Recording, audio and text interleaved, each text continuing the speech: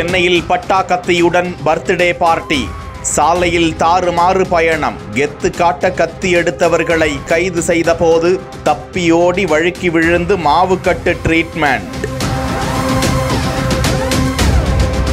சாலையில் பட்டாக்கத்தியை தேய்த்து நெருப்பு பறக்க விட்ட இளைஞர்களை பிடித்து பக்குவமாக அட்வைஸ் கூறும் போலீஸ்.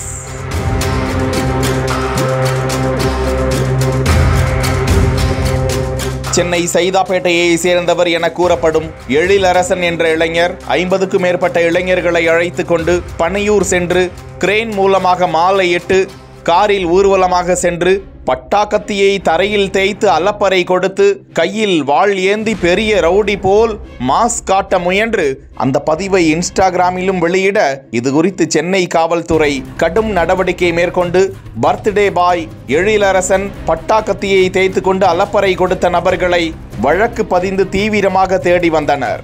மேலும் காவல்துறை அந்த வீடியோ பதிவை தனது எக்ஸ் வலைதள பக்கத்தில் பதிவிட்டு வன்முறையை கையில் எடுக்க வேண்டாம், நல்லொழுக்கம் அவசியம் என பதிவிட்டு எச்சரிக்கை விடுத்ததோடு சென்னை சைதாப்பேட்டை அருகே பதுங்கியிருந்த எழிலரசன் உள்ளிட்டோரை சுற்றி வளைத்து பிடிக்க முயன்ற போது எழிலரசன் தப்பி ஓடி அங்குள்ள மேம்பாலத்திலிருந்து கீழே குதித்து தப்ப முயன்ற போது அவரது இடது கை எலும்பு முறிவு ஏற்பட அவரோடு சேர்த்து 4 இளைஞர்களையும் பிடித்து எழிலரசனை பாதுகாப்பாக மீட்டு பக்குவமாக அரசு மருத்துவமனைக்கு அழைத்து சென்று மாவுக்கட்டு ட்ரீட்மெண்ட் கொடுத்து ஆலோசனை கூறி விசாரித்து வருகிறார்கள்.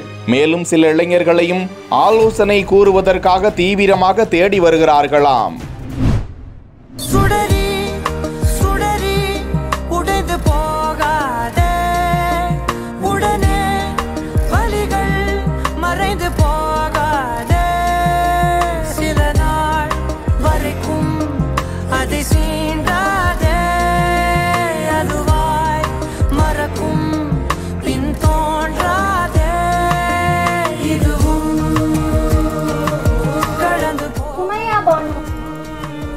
பெண்கள் மேல்நிலைப் பள்ளியில் படித்த மாற்றுத்திறனாளி மாணவி இவள்.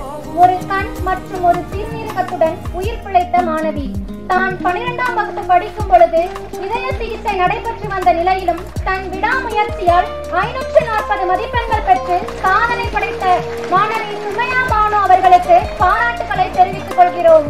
இதுவும் கடந்து போகும், இதுவும் கடந்து போகும், இதுவும் கடந்து போகும்.